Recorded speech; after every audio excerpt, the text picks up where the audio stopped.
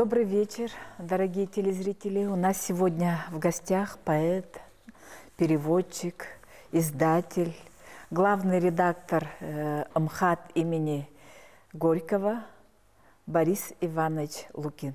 Вот сейчас он держит в руках книжку. Тимофей Сметанин впервые заговорил на русском языке. Мне кажется, что это большое событие не только в якутской, но и в русской литературе.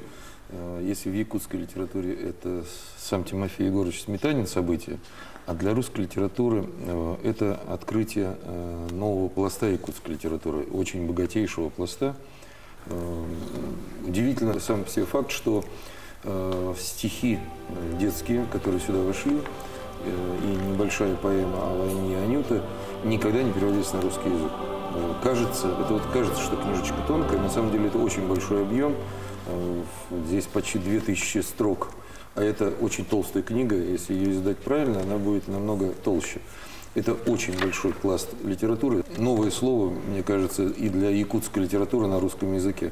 Почему? Не только сама судьба Сметанина уникальна. Война, она хоть и воспитывает характер, и волю, и нравственность, и моральные какие-то свои критерии вырабатывает в человеке, особенно в писателе, в творческом человеке. Но она и очень многих подавляет.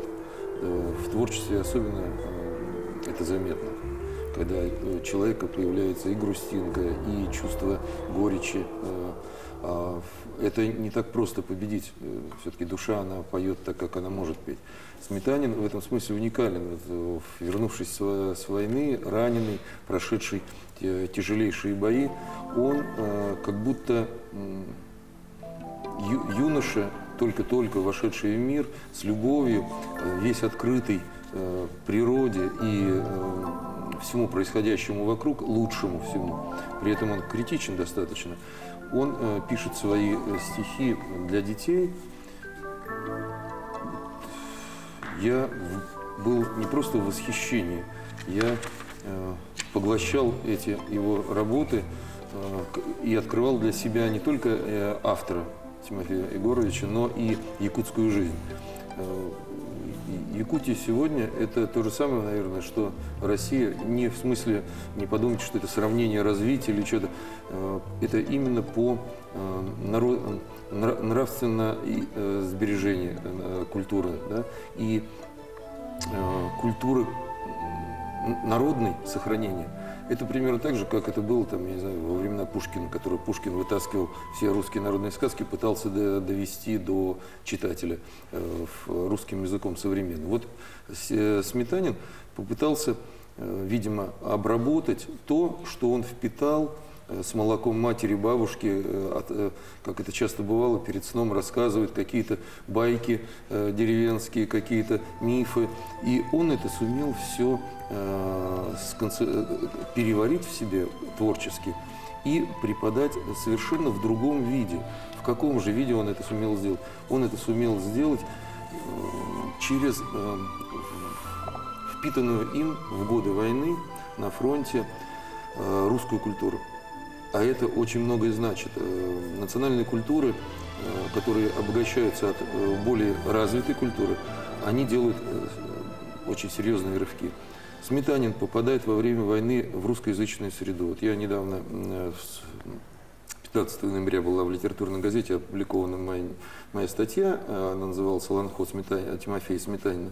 И там же была опубликована почти полностью поэма его «Анюта» о Великой Отечественной войне в моем переводе. Там я несколько слов об этом говорю и хочу повториться. Что происходит с якутским молодым, еще не зрелым поэтом и прозаиком, и потом, как окажется, драматургом, очень крупной личностью, когда он попадает в абсолютно русскоязычную среду? Он жадно начинает впитывать все то лучшее, что он видит все. Он удивительно хваткий. Может быть, это взгляд охотника, да, там, вот, который видит все в лесу. Может быть, отсюда. Может быть, это просто какая-то чисто якутская черта. Да? В русском человеке сегодня это незаметно. Мы очень ленивы, ничего не хотим замечать вокруг. И видим только то, что написано, так сказать, на рекламе или в телефоне нам показывают уже обработанное и в интернете. он, попадая в среду русскую, ну, там, украинская, белорусская, но это все равно русскоязычная среда, с русскоязычной культурой, уже многовековой устоявшейся. А вспомните, что во время Великой Отечественной войны это был какой всплеск поэтического творчества, прозаического творчества. Почти в каждой части служили в газетах большие писатели. Это и был и Твардовский, и Симонов, и там, на фронт приезжали даже Пастернак там, работать. И это общение с культурой напрямую, прям вот как бы он здесь, сидя в своем Улусе, смог увидеть то, что творится за Уралом. Только в командировке. А тут он прожил эти годы плечом к плечу в этой культуре. И мне кажется, вот из того, что я сумел понять, работая над его стихами, что это ему позволило немного иначе посмотреть на технику и манеру. Он научился говорить на якутском языке, но по-русски. Это очень важно было. Он сумел впитать в себя сумасшедшую, развитую школу русской поэзии, а особенно детской, и сделать вам прекрасные детские стихи, детские сказки. Ведь не случайно Талан Хукатаева – это одно из любимейших произведений якутских детей. И когда я работал над этим стихотворением, над этой сказкой, я над каждой строчкой думал, что это уже любят дети. Это надо не забывать, это ответственность сумасшедшая у переводчика, потому что это классика. Это как бы сегодня якутские поэты заново начали переводить Пушкина. То есть уже классика, уже все знают, и тебе нужно не только не переврать, но тебе нужно сделать так, чтобы и дальше любили, но теперь уже на русском языке. Якутская литература подарила России еще одного поэта, вернула она его. Это в некотором смысле так, не по трагичности судьбы, да, а именно по таланту, по гениальности, можно даже сказать. Это такой вот якутский Лермонтов, когда человек к 28 годам создал так много и так много обещает, что даже представить себе невозможно, что бы он смог еще сделать. Настолько он многопланов. Да, настолько он многопланов. А насколько он добр. Откуда это? Как может человек, прошедший войну, увидевший боль, смерть, сам не однажды раненый, голодавший, как он может оставаться добрым и к себе, и к своим героям, и к природе? Ну, я, конечно, многому научился у него, я вам скажу честно, я узнал, как охотиться. Где это я там в России мог бы узнать, как охотиться на бурундуков. Спасибо Сметанину, он это подарил мне, это знание. Юмор у Сметанина необычный, у него добро открытый юмор. Он ироничен не для того, чтобы унизить, а для того, чтобы вместе дружески посмеяться со своим товарищем над ситуацией и рассказать другим. Вот у него есть стихотворение «Молодой охотник», шутливое. Она по сюжету очень простое. Охотник едет проверять селки. Вы, наверное, его знаете, на якутском. Вот я начало прочитаю. Все бывает на охоте. Вспоминать потом смешно. Друг Степан сказал сегодня, улыбнувшись широко: молод был и он когда-то. Начинал охотой жить, и однажды утром рано проверял селки свои. Под сосною на опушке, сразу в первом же селке, заяц бьется. Взяв за уши, приподнял его в руке. Не сбежишь ты от Степана, хоть на помощь позови. Я такого великана отнесу домой живым. А дальше Степан рассуждает о том, кому что подарит, кому даст сердце, кому лапку, кому шкурку, кто дети чем будут играть, и решает его вести живым. Но как это случается всегда в жизни, все немножко иначе. Да?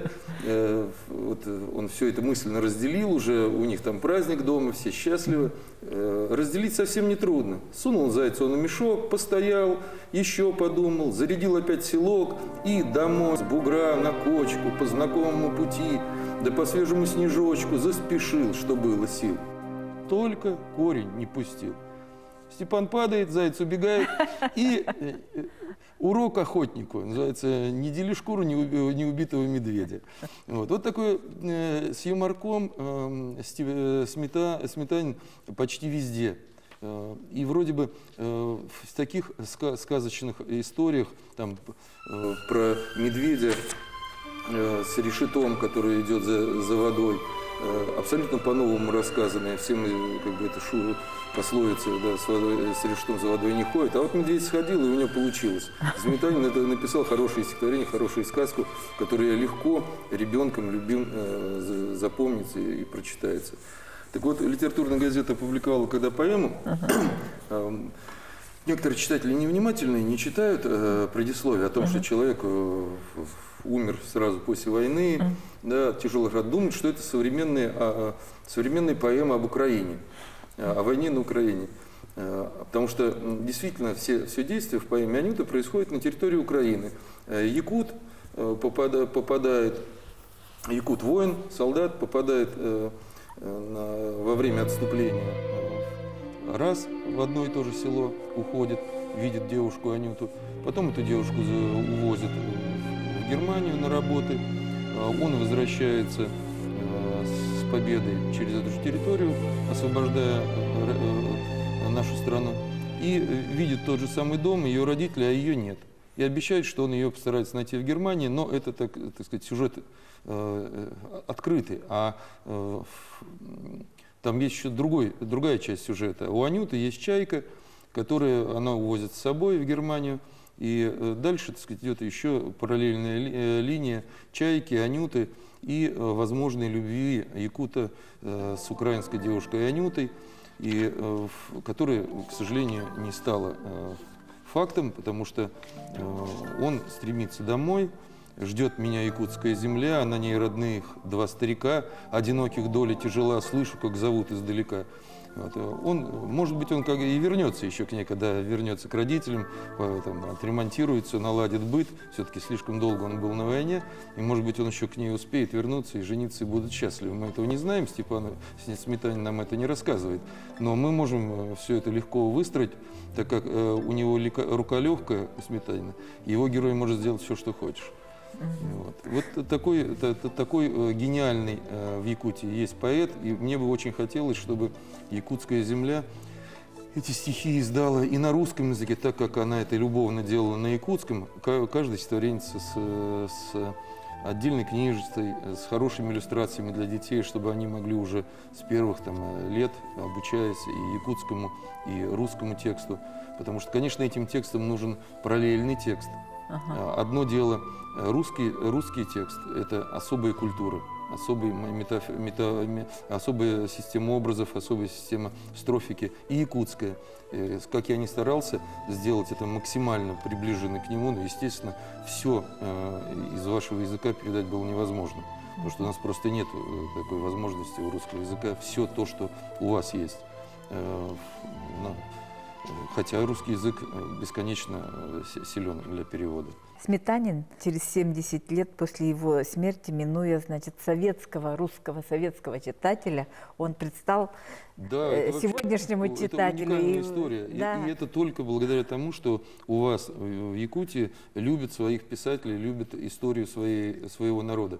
Это тоже уникальный случай. И я думаю, было бы правильно сегодня, открыв якутскому читателю на русском языке этого автора, продолжить эту традицию и к столетию ее, так сказать, довести до ума, чтобы он был полновесно. И драматургия пришла, и у него большой пласт не переведенных на русский язык стихов о войне. Вот я сейчас с удовольствием перейду к антологии, которую я сейчас делаю, дополнительно работаю. Я 5 лет работал над 10-томником, она называется «Война и мир». Это антология, это стихи русской поэзии 20-21 века о Великой Отечественной войне. Проект огромный, я не буду рассказывать о нем обо всем, но вот сейчас вышли первые 5 томов, которые охватывают творчество поэтов, которые родились до 27-го года рождения. До 27-го. Следующие 5 томов будут охватывать уже от 27-го до конца века. Это все авторы, которые существуют профессиональные в русской литературе. Оказалось, это огромная тема, для отдельного интервью мы говорим о Сметанине. Так вот, я с удовольствием перевел для этой антологии пару стихотворений Сметанина о войне. Одно просто требует, конечно, изучения и литературоведов, и, может быть, тех профессионалов, филологов, которые занимаются творчеством Сметанина, называется «Солдат и смерть», в параллелях с русской литературой. Я его не буду зачитывать, оно достаточно большое. Сюжет прост, все знают сюжет из «Встречи солдата и смерти», все в Василии Теркине. Сметанин написал свое стихотворение раньше Твардовского, и оно очень близко. Я занимаюсь этой темой военной поэзии в русской и национальных, тем более, культурах. Могу сказать, что во время Великой Отечественной войны на эту тему было написано огромное количество стихов. И поэтому Сметанин создал свой образ солдата, потому что он никогда не уходит к обобщенной фигуре. Вот у него всегда герой якут. И абсолютно другая ситуация во время встречи якута со смертью. Не такая, как у русского. И вот одно стихотворение о любви, как это ни странно. Ведь вообще русская поэзия Великой Отечественной войне, она более чем наполовину лирична. Мы народ вообще лиричный, и якутский народ тоже, хотя вы более эпический, так сказать, чаще переходите в эпику, но вы тоже лиричный. Как оказалось, Сметанин пишет стихотворение удивительное по силе о любви. «Я прежде думал, здесь любви не место, войны приказы думать о другом.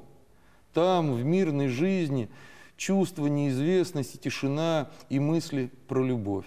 Мне прежде по-мальчишески казалось, вокруг герои, подвиги, но кровь и копоть, смерть, друзей простая, изгнали душу. Все во мне лишь плоть. Но зрение во мне не умирало. Тебя увидев, понял я, что жив, что сердце не от страха замирало, а в ожидании глаз твоих больших. А в них сияли молодость и счастье, всем фронтовым невзгодам вопреки они смеялись, не меня прощая, жизнь. Нежных губ ее подольше не покинь. Войной распятые, красивости чудные, огонь души, испытывай меня, я стал другим. Здесь было все впервые. Не из крови жизнь вышла, из огня. А то, что время суетно стирает, твой образ незнакомый, не беда. Душа согрета тем мгновением тайным, пока я жив. Огню не затухать. Пусть память спрячет в ворохе столетия любовь мою, ей лучше тайной стать. Через года к ней доберутся дети. Любил тогда, теперь отвечу «да». Вот видите, прошли десятилетия, столетия, Сметанин возвращается, и он не просто возвращается, я думаю, что он, я так сказал, на коне победителя возвращается. Может быть, это и такая судьба у него, и когда-нибудь, тогда бы еще, может быть, говорили, что горькое, что вот его замолчали, там не перевели кто-то. А может быть, и наоборот, такая вот веселая, счастливая судьба, что сейчас, когда мы в нем нуждаемся, в этой чистоте, в этом умении видеть добро и надежду, в умении любить даже в самых сложных ситуациях военных, Сметанин, как никто, может сегодня помочь современному читателю, современному нашему соотечественнику выжить. Времена-то у нас непростые. Да. Это, значит, антология стихов и да, это биографии тоже, да? Да, конечно. В этой книге очень большой биографический пласт. Каждый автор подан из фотографий. Вот как раз, видите, мне повезло, сразу на Тимофей Сметанин открыл. И фотография, и небольшая биографическая зарисовка о каждом авторе. В 5 томах здесь более 1100 авторов. И вот о каждом было непросто найти эту биографию, особенно фотографии каждого автора, выверить и поработать. Эта антология издавалась и издается при поддержке литературного фонда «Дорога жизни», а автор проекта мой товарищ, мы вместе учились в институте в далекие 80-е годы и близкие тоже в некотором смысле, Дмитрий Мизгулин, прекрасный поэт. По Сибири помогал работать мне над антологией поэт Юрий Перминов. То есть это вот все произведения поэтов до 27-го года? То Рождения. То есть поэтов, это которые отцы, были это на отцы. войне? Нет? Да, конечно. Да, это были? по большей части это мы назвали наших героев, те, которые станут авторами антологии, отцы, дети, внуки. К отцам будут относиться, вот как раз и относятся именно эти 5 томов, авторы, почти все из которых побывали на войне. То есть они ее или прожили в боевой ситуации, или в тылу, но они все это испытали на своей, как говорится, шкуре. В следующих томах будут дети, с 27 по 45, с 45 по 53 это дети войны, и внуки с 54 до наших дней, те, которые уже только от отцов и дедов слышали о войне. Вот. Я к ним, кстати, тоже принадлежу, к внукам. И мысль Дмитрия Мизгулина была такая, чтобы мы показали, как Великую Отечественную войну через век мы воспринимаем.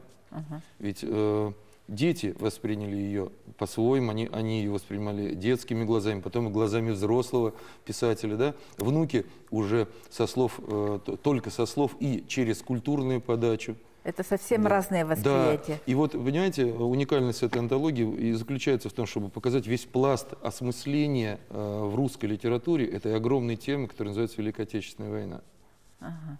Раз мы коснулись этой темы, сейчас мы, ну, правда, выиграли грант президента России, но называется она «Мой дедушка неизвестный солдат». Хотим поднять эту тему и через наше телевидение, маленькие ролики. Это чудесно. Я был бы счастлив, если кто-нибудь решился и сделал такие ролики об этих авторах, например. Да? Кстати, более 30 человек еще живы.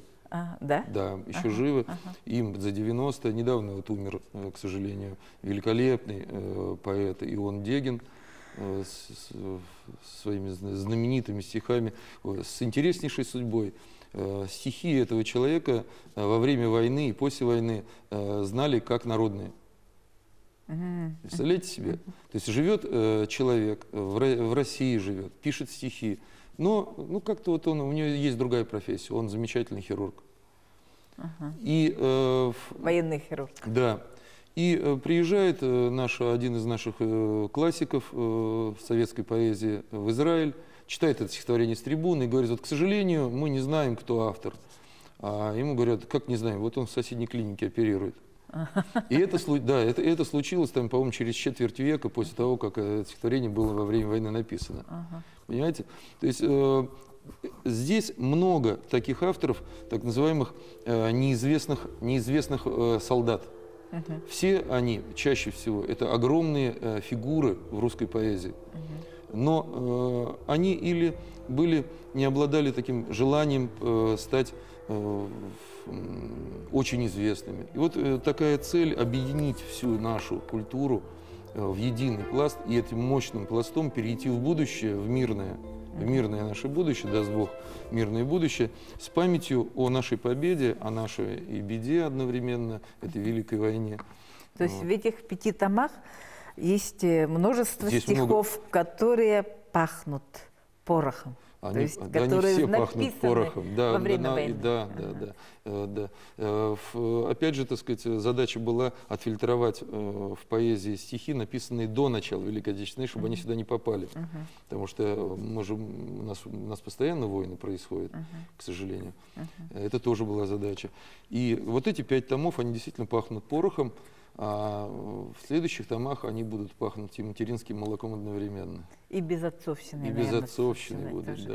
Есть поколение у нас сейчас, которые практически русскую литературу не знают. Так как мы читали, они, конечно, не читают. И в Литинституте так не читают. Русская литература сегодня — это очень большой пласт того, чего до читателя не доходит. Это и Михаил Тарковский, это и Владимир Карпов, это тот же Николай Лугинов. Это Олег Ермаков в Смоленске, это Дмитрий Ермаков в Вологде, это Владимир Семенчик на Сахалине. Почти в каждом городе есть большой писатель. Но в Москве он никому не нужен, потому что он чаще всего национально окрашен или религиозно окрашен. Он старается быть земляным, то, что называется ругательно-либеральным словом патриот. Нам нужен герой, который помогает нам осмыслить, для чего мы живем, для чего Господь нас создал и что все самое лучшее у нас есть, было и будет. Спасибо большое. Спасибо за очень интересную беседу. Да, вот книги эти дарю и музею, и привез я тоже такую, все 5 томов в вашу центральную библиотеку. Я надеюсь, что якутские поэты откликнутся, может быть, будут переводить. Надо перевести у нас, да, вот такая антология вышла только на якутском языке. Это лет 10 назад, наверное, или 5 лет. Я посмотрю в библиотеке, мне очень интересно. Да, только на Здесь якутском. есть якутский автор, конечно. Ага. Да, здесь есть. Спасибо. Потому что мы работали вместе с музеем. Спасибо.